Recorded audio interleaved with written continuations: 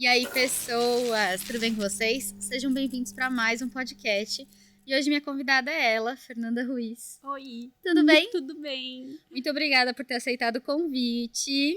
Muito feliz de estar aqui. Muito feliz também. Gente, a Fê é jornalista e estrategista. Isso. Nós vamos conversar sobre muitas coisas.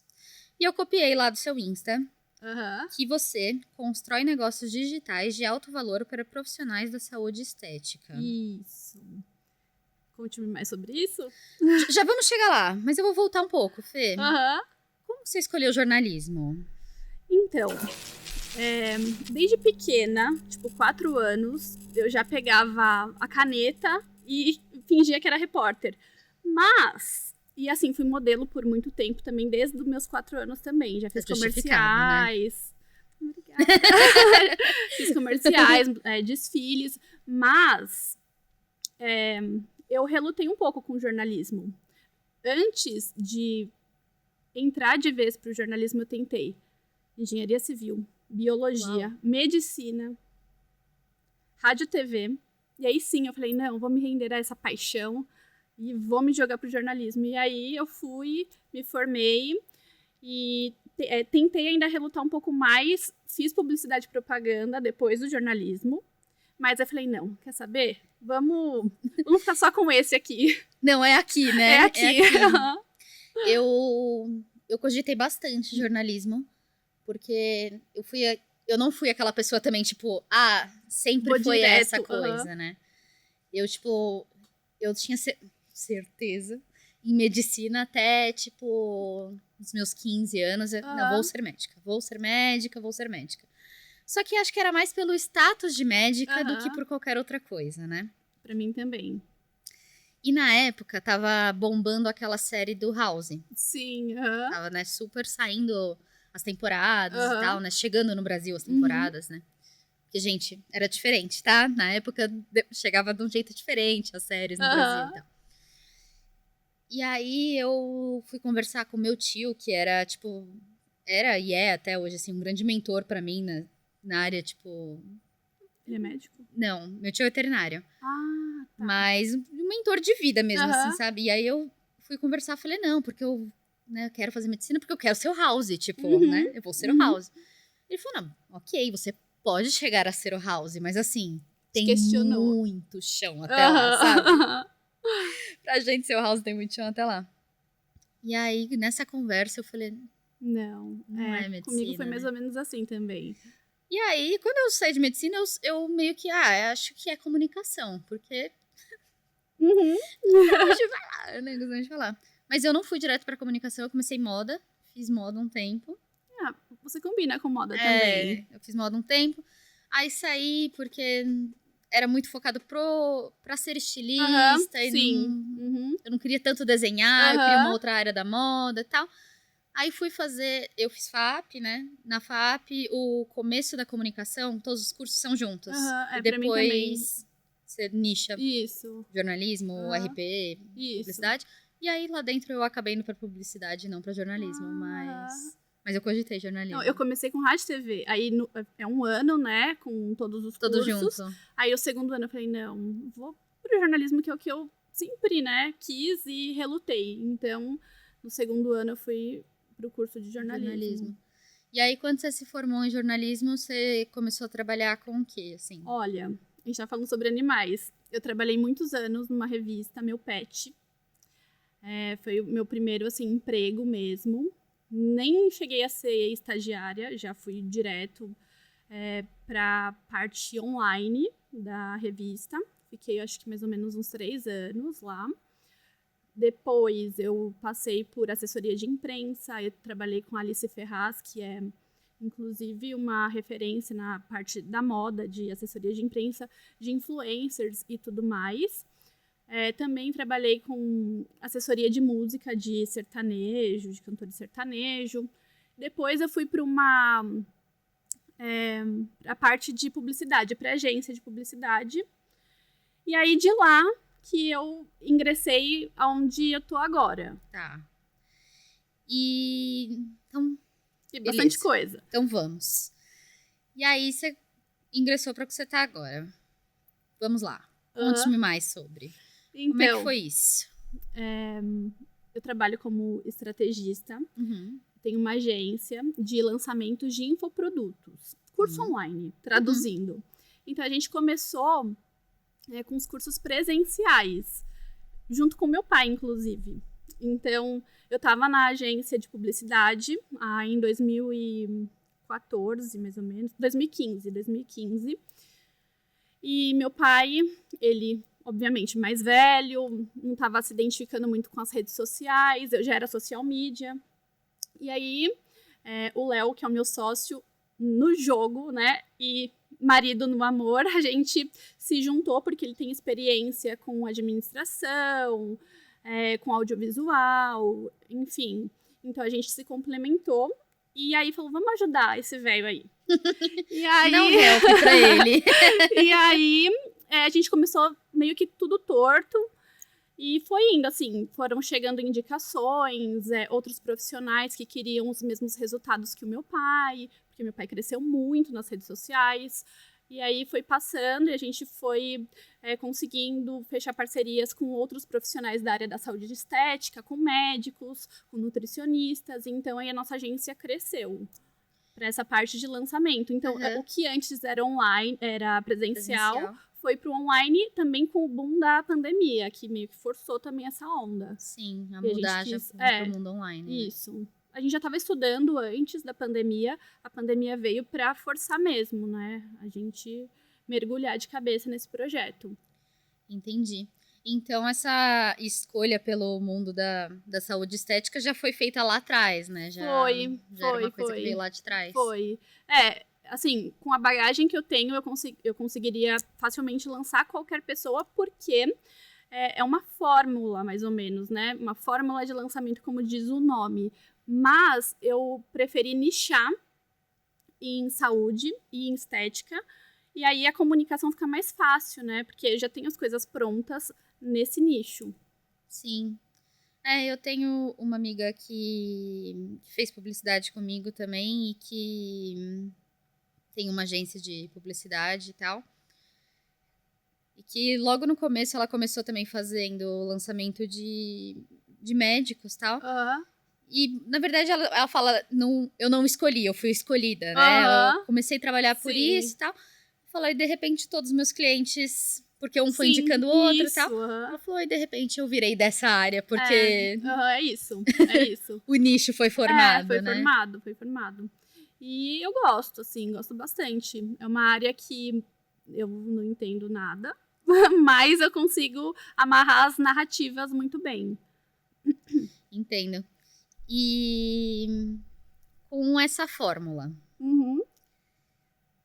já lançou quantas pessoas aí? Olha, a gente já lançou bastante. Mais de 8 profissionais. A gente já gerou, assim, em receita mais de 12 milhões. É bastante dinheiro. E, enfim, eu quero continuar. Quero continuar lançando muitos outros. Sim. E como funciona assim, tipo... Tá bom, sou dessa área. Tô ali fazendo meu trabalho e tal. Quero bombar meu trabalho, né? Quero me jogar aí, né? Como que funciona efetivamente, né? Eu vou lá, te procuro e o que a gente vai fazer efetivamente? Então, a gente trabalha com algumas vertentes. Uma delas é contratar nossa consultoria.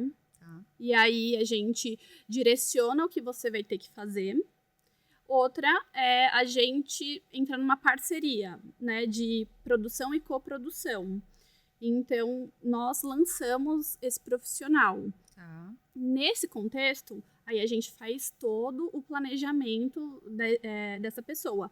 Mas, vamos supor, o que eu acho que você quer saber é quais os passos para essa pessoa ter sucesso. Isso, conta.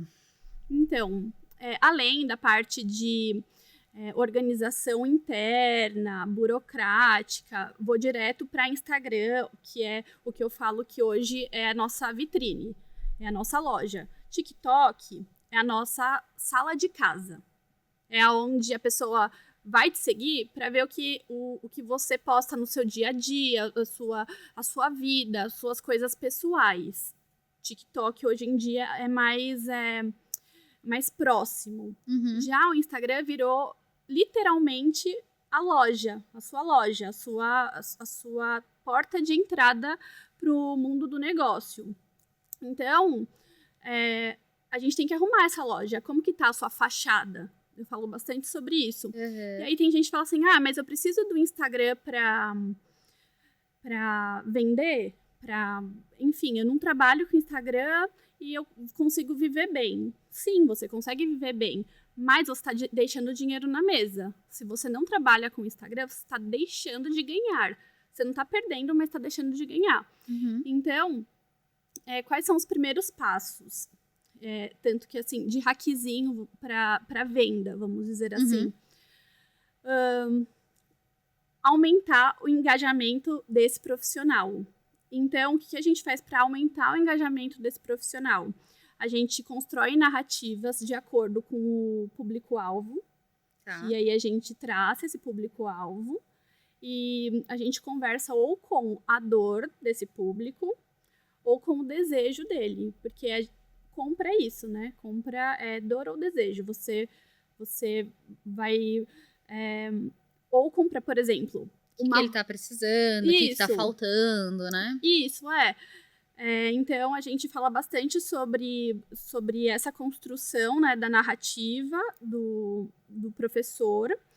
E a gente usa os hackzinhos do Instagram, que é começar um story pelo bom dia, educados respondem, porque o primeiro story é importante que você traga as pessoas para você, que você faça as pessoas te responderem.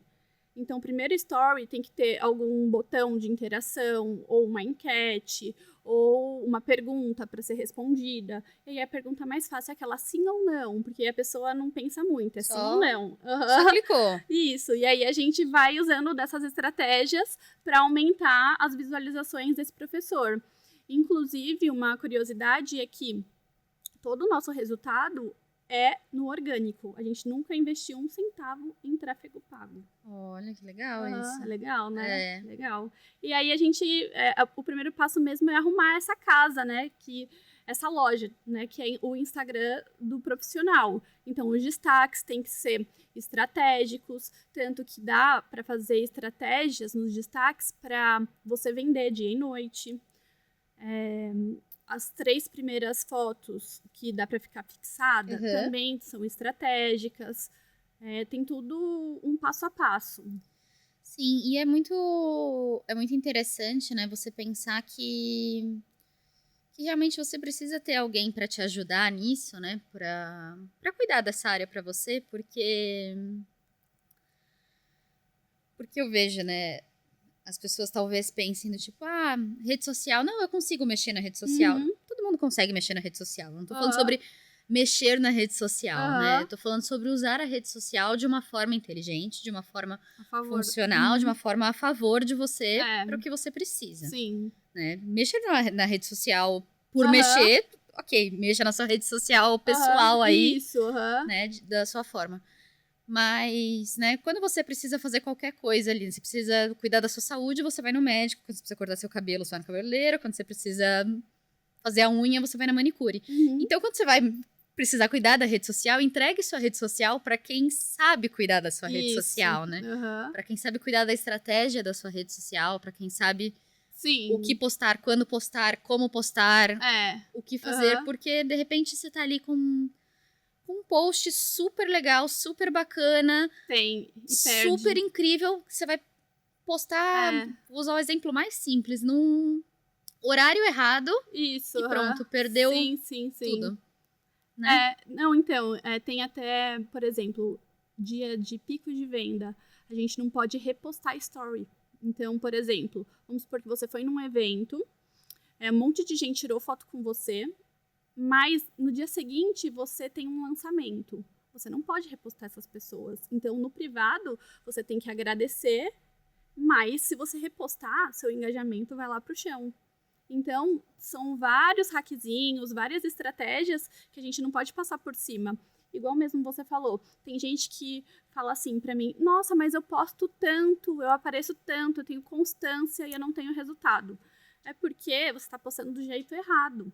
Tem que ter uma narrativa, eu falo assim, os stories é tipo uma novela, você tem que contar essa novela, quais são os episódios que tem dentro dessa novela, entendeu? Uhum. Não pode ser só propaganda.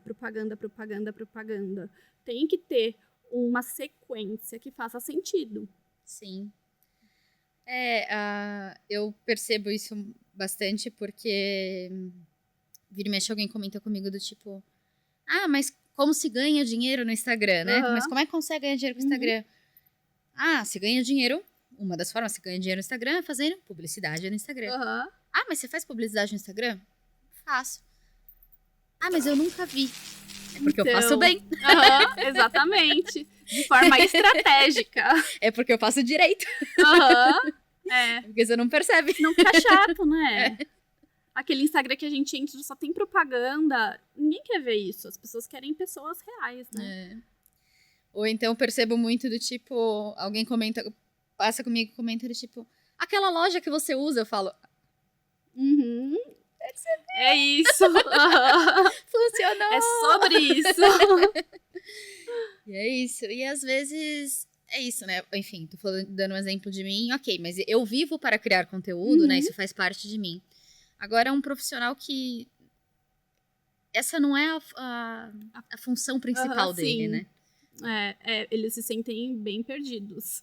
Então a gente tá aqui para orientar esse profissional. Às vezes é difícil fazer ele entender, porque mas eu quero postar a foto com meu cachorrinho, mas não encaixa aqui, então vamos deixar para um outro momento. Então, às vezes é difícil ter o diálogo. Sim. Mas a gente consegue. E Fê, ai, meu Deus, gente, às vezes parece umas coisas na minha cabeça. Pode perguntar. Se eu tenho que falar, sabe? Um Instagram profissional, tipo, de um profissional de saúde. Ele tem que ser um Instagram unicamente profissional ou ele tem que mostrar parte da vida pessoal desse profissional? Olha, vai de pessoa para pessoa, mas na minha opinião, de acordo com os meus resultados, eu gosto de conectar pessoas. Então, eu acho que sim, tem que ter alguma coisa que gere uma reciprocidade, mas nada muito aberto também, sabe? Tem que ser estratégico. Essa é a minha palavra, vida, né? Estratégia. Exatamente. Você tem que saber o que você vai mostrar, o porquê que você vai mostrar. Então, eu acho que é importante, por exemplo, a gente tem uma professora que ela é católica. E a gente sentiu que o público dela é bem religioso. Então, a gente acha que é importante de domingo ela tirar uma foto e postar a missa, porque ela se conecta com o público dela. Então, é de forma estratégica. Sim. Não, eu tô perguntando isso porque eu sigo uma pessoa, X, que ela é profissional da área da saúde, inclusive, e ela mistura o Instagram dela entre coisas profissionais e coisas pessoais. Só que eu sinto que, às vezes, assim, coisas que ela perde posta... um pouco. Coisas que ela posta da vida pessoal interfere um pouco na... Eu olho e penso... Não sei se eu quero passar com essa profissional. Perde um pouco de credibilidade, dependendo do que ela tá postando. Exato. Eu olho e falo... Ixi, essa pessoa que faz isso no final de semana... Eu não sei se eu confio nela na segunda-feira. Exatamente. Então, eu acho que tem que ter coisas que conecte... mais estratégico. Porque, assim, se você postar qualquer coisa, vai escoar. Igual opinião política, isso que você falou. Vamos supor, é uma pessoa que bebe muito. Aí fica um médico, imagina, ficar postando, bebendo. Não conecta. Então tem que tomar um cuidado. Exato. Então é tipo isso, assim, muito em festa, muito não sei o que e tal. Mas tem problema na festa? Não, gente. Eu tô falando que tem problema na festa. Mas tô falando Podia tirar uma foto de um jeito diferente. Exato. Né? Falando que tem... exatamente. Tem que ter a estratégia o jeito que de como fazer. você mostra, né? Assim, não tem problema mostrar, mas é o jeito que você vai mostrar, né? Você na festa. Exato. E isso é uma coisa também que eu acho que é legal, né? As pessoas entenderem que, para quem usa as redes sociais de forma estratégica, tudo que você mostra é pensado, né? Sim. Né? Tudo que tá lá, você quis postar, você pensou como postar. Então, até algo que, de repente, você olhou e falou, mas a pessoa tá postando sobre isso e tal. Ela escolheu fazer aquilo, né? É isso. Então, né, novamente, de repente, usando o exemplo da minha rede, eu tenho um quadro sobre saúde mental. Então, eu posto nos meus stories quando eu não tô bem sobre saúde mental. E é intencional também, né? É intencional dividir que minha saúde mental oscila. Pois faz parte de dividir isso com as pessoas que me seguem. Seu público-alvo também, né? Exato. Então, gente, ter alguém que use estratégia pra você é... Sim, é importante. É importante. Uma outra coisa também que tem bastante pessoas da área da saúde, eu acho que até de outras áreas, que é fazer panfletagem nos stories, também não é legal. Tipo, a promoção de não sei o quê. Dá pra você fazer essa promoção de um jeito diferente, sem aquela panfletagem que você nem vê o rosto do profissional, sabe? Nos stories. Então, dá pra fazer de formas diferentes. Sim. Então, assim, tem bastante coisa que dá pra criar nas redes sociais. O meu psiquiatra, ele já veio aqui, inclusive, né? Ele já deu uma entrevista aqui com a gente. Já fez live comigo. Ele fala que só eu boto ele nessas confusões da vida. Porque ele fala, sou zero do mundo digital, pra mim não faz sentido, eu não quero. E várias consultas, eu fico lá pra ele assim, mas você não acha, doutor Enio, que faria sentido você se mostrar mais e tal? Ele, não quero e tal. E ele veio aqui, eu falo que foi um dos podcasts mais difíceis que eu fiz, porque ele realmente não tá acostumado com isso, então eu fazia uma pergunta do tipo, o que é depressão? Aí ele falava, depressão é... de forma metódica, tal coisa. Né? E ficava quieto, me olhando. Tipo... Acabava ali. Acabava. O Instagram dele é aberto, inclusive, e tal, mas é completamente pessoal. O Instagram dele tem fotos de gatos. E o meu psiquiatra, ele viaja de moto. E das viagens de moto dele, não tem nada a ver com psiquiatria e tal. Quem entra nem sabe que ele é psiquiatra. Não. É super engraçado também que ele fala assim que... ele fala, eu sou psiquiatra dentro do consultório e dentro do hospital. Quando eu não estou lá... Não sou. Ele fala quando ele vai viajar e entra nos hotéis e tem que preencher profissão, ele coloca que ele é barbeiro, não que ele é psiquiatra. Legal, boa. Ele não é psiquiatra. Mas aí pra ele faz sentido isso. E ele não tá se importando com o dinheiro. Sim. Mas eu sempre falo, se você se importa com o dinheiro, fechar os olhos para o Instagram é deixar dinheiro na mesa. Não, e aí esses dias eu cheguei lá e aí ele tava diferente. Ele tava arrumado com uma camisa assim. E eu falei, tá bonitão, doutor, tal. Aí ele falou, que hoje veio uma equipe aqui gravar. Eu falei, se rendeu? Ele falou, eu não, mas o consultório sim. Porque o consultório tem outros médicos. E aí eles decidiram criar uma estratégia ali, né, pro consultório e tal. E aí acho que uma equipe fazer a produção audiovisual deles. E aí eles estão com uma estratégia. Aí, ó, viu? Até ele. Até ele, gente. E vocês também fazem essa parte dessa produção, se as pessoas precisarem, então, tipo, Sim, a gente faz. Alô, Léo! A gente faz. O Léo está sentado do outro lado das câmeras. Isso. Então, gente, é isso. Vocês podem procurar ela. O Insta dela vai passar aqui, gente. Todos os contatos, todas essas coisas pra vocês procurarem, tá? Sim. Porque ela pode ajudar de um modo todo global, sabe? Eu não tenho nada de Capricórnio, mas eu gosto de fazer dinheiro. Muito bem, muito bem. É importante. É importante. E... Tá, você disse que o Instagram é a nossa vitrine, né? Que a gente tem que estar todo mundo... E o TikTok, hoje em dia, é uma coisa mais... mais pessoal. Próxima. Assim, não, é pessoal, mas não. Tá.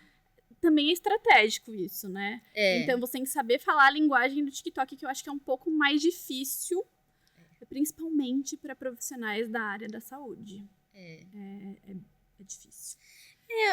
Ela é uma linguagem um pouco mais difícil. É porque a gente é cringe, né? Então, então, assim, quem tá no TikTok é um público um pouco mais jovem, uma cabeça diferente, e conectar ainda profissionais da saúde que geralmente são um pouco mais velhos que a gente é difícil. É difícil. Eu crio conteúdo também pro TikTok e eu demorei muito pra entender a linguagem do TikTok. Muito. Eu tentei por muito tempo criar a linguagem do TikTok muito parecida com a linguagem do Instagram. Por muito tempo. E fiquei lá flopada por muito tempo, porque gente, já sou muito tia pro TikTok. Tá? Eu falei, mas dá. É possível. É possível. Mas você precisa entender realmente a linguagem. De todas as redes, né, Fê? Sim. Cada rede tem sua linguagem. E uma vez eu falei, não, porque eu sou velha pro TikTok pra alguém. E alguém falou, se você é velha, eu sou o quê? Eu falei, não, mas eu sou. 30 anos pro TikTok, você precisa aprender a se comunicar de novo. Né? E eu lembro de uma vez a gente gravando, né? Quem me grava é o Thiago. Vulgo meu marido, né? Vulgo Momô. E a gente teve uma briga, uma das maiores brigas de trabalho que a gente teve por causa da linguagem do TikTok. Porque ele foi... eu precisava gravar, tipo, um conteúdo super rápido pro TikTok. E eu gravo conteúdo que nem uma boa criadora de conteúdo, gente. Com várias luzes, microfone tudo, câmera, né? E ele foi fazer isso pro TikTok. Eu falei, desliga essa luz. Tipo, eu falei, só liga o celular. Tipo assim, eu só preciso fazer isso. Aí ele falou, mas vai ficar ruim. Eu falei, é pro TikTok. Calma, gente, não é pra fazer um negócio ruim. É só que não precisa dessa produção toda. É só uma coisa mais caseira. Só que não também. Precisa ter uma cara de caseiro. Isso, é isso. Aí eu falei, não sei o que lá. Aí ele, não, mas você vai entregar mal feito. E aí começou uma treta. Tipo... A linguagem é diferente. A linguagem é diferente. Mas você entendeu a linguagem. E hoje meu TikTok, ele é meio que um diário meu, assim. É um negócio funciona bem, funciona. Eu vi faz, acho que um mês, mais ou menos. Eu não vou saber o número exato, mas... A gente tá falando do TikTok, mas eu vou dar um dado do próprio Instagram. Que a gente tá falando de viralizar e tudo mais. Eu vi um dado, uma pesquisa que mostrava o Whindersson Nunes, a Boca Rosa, quantos vídeos eles já publicaram no Reels e quantos deles viralizaram. E aí, às vezes, a gente pega e fala, ai, nada dá certo pra mim, eu tento e não consigo. Meu número era mais ou menos assim, 1.000 vídeos, 1.500 para 200, 300 que viralizaram. Então, Reels, para viralizar também é tentar, é constância. Óbvio que tem a estratégia, mas às vezes nem com a estratégia vai funcionar, entendeu? Então, é uma constância, assim, é patinar para uma hora conseguir. E é isso aí. E é usar a estratégia certa, é ter quem te guie pela estratégia certa, né? É saber mudar a estratégia. Saber mudar é importante porque a gente não pode viver numa bolha, né? O mundo tá mudando. Igual eu comecei o vídeo falando sobre fórmula de lançamento, que começou lá atrás em 2000 e aqui no Brasil mais ou menos em 2013, 2014, já tá bem diferente, já tá bem modificado. Antes realmente era uma fórmula. Hoje em dia tem várias vertentes dessa fórmula. Então, tem que estar aberto. Não, e, gente, a rede social, ela tá mudando aí constantemente, todo dia. É uma incógnita, né? Cada dia ela tem uma nova coisa, uma nova atualização. As pessoas estão consumindo de um jeito diferente, querendo uma coisa nova.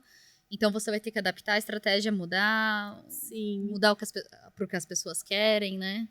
Inclusive, uma coisa assim, eu tava vendo esses dias, um comentário. Antes eu assistia Big Brother, hoje já não assisto mais. Mas eu acompanho tudo pelas redes sociais. Então, assim, eu tô assistindo de um jeito diferente. Sabe conversar sobre, né? Sei conversar sobre. Graciane Barbosa, tá lá. Tal. Quantos ovos ela comeu? 9, né? Aí, ó, se tivesse um quiz, eu ia acertar.